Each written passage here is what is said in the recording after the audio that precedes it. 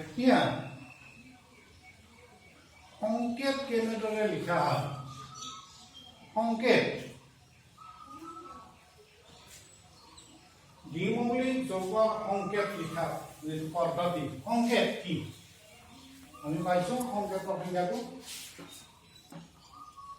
দ্বিমৌলিক যৌগৰ সংকেত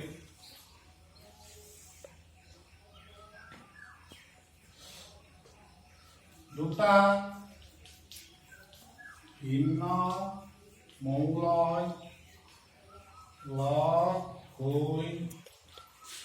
গঠন কৰা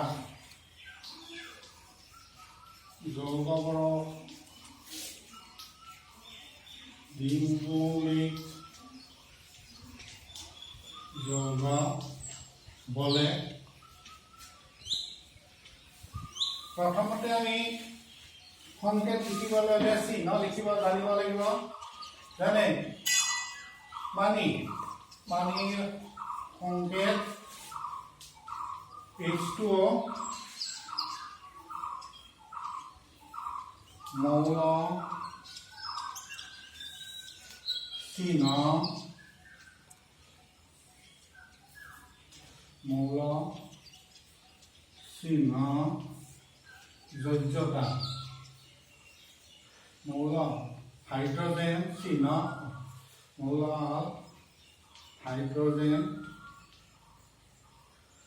অক্সিজেন চিহ্ন HO যোজ্যতা ইয়াৰ 1 ইয়াৰ 2 ইয়ালৈ গুচি যাব গতিকে সংকেত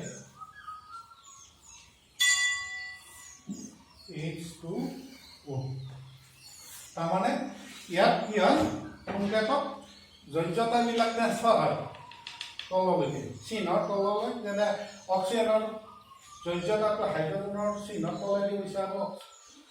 হাইড্ৰজেনৰ যোজ্যতাটো অক্সিজেনৰ তলেদি গতিকে পানীৰ সংকেত হ'ল H2O